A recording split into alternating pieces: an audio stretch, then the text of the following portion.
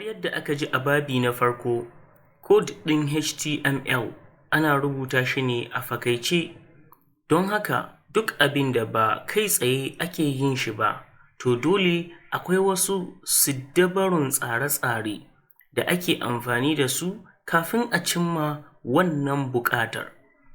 Saboda haka, yaren HTML na da nashi tsare-tsaren kamar sanin menene tag. Menene tag?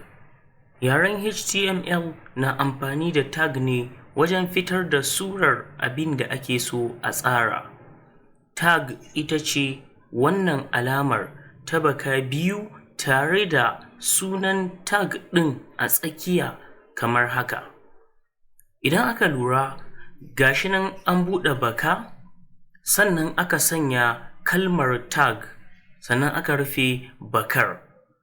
Abin da ake so a fitar, koko abin da ake so tag ɗin ta yi, sannan ga alamar rufe ita tag ɗin.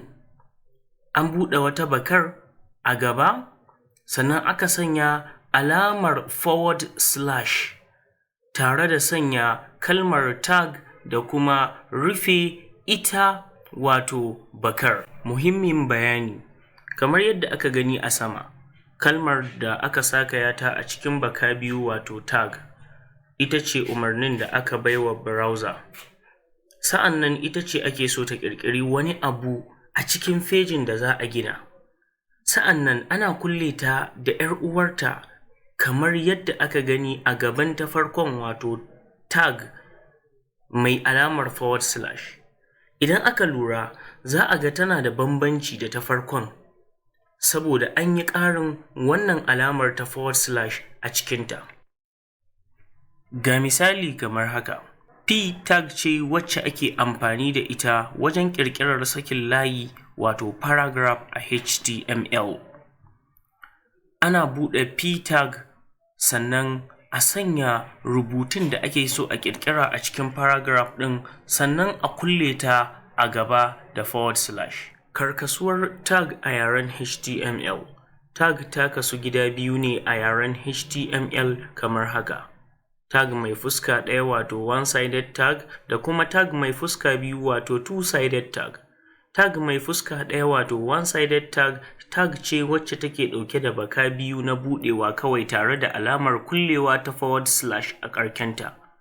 Misali, tag ɗin BR, idan muka lura za mu ga cewa an buɗe baka ta farko, sannan aka sanya kalmar BR, sannan aka sanya alamar / da kuma rufe ita bakar. Hakanan a HR tag, sannan kuma a IMG tag. Wa'innan tag ɗin guda uku su ne kaɗan daga cikin misalan one-sided tag.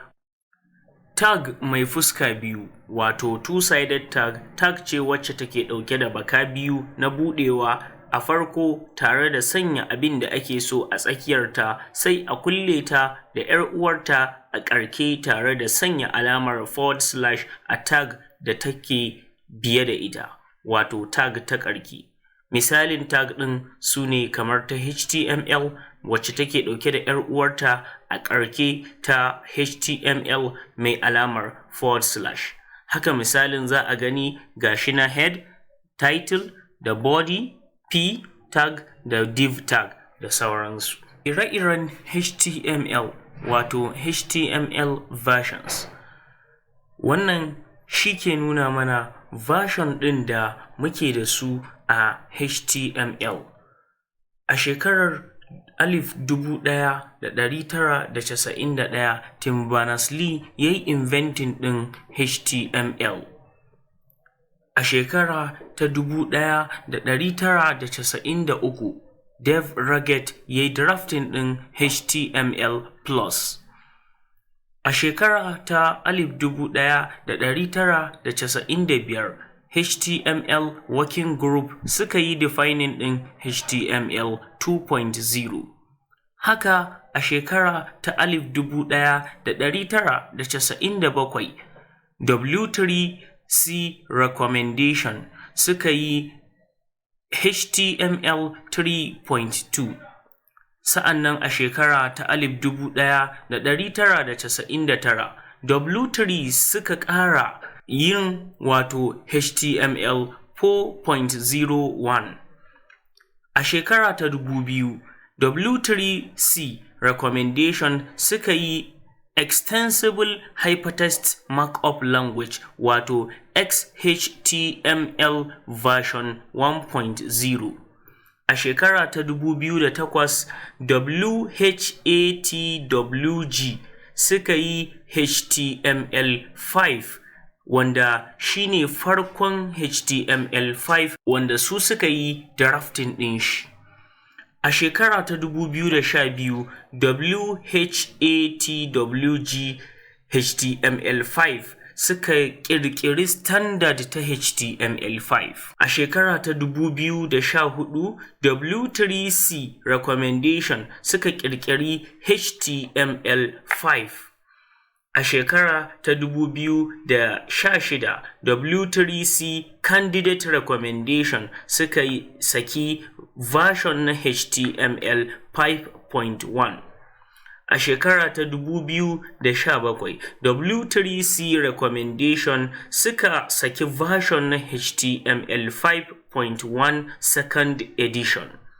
Haka a shekara ta 2017 dai, W3C recommendation suka ƙara sakin HTML 5.2.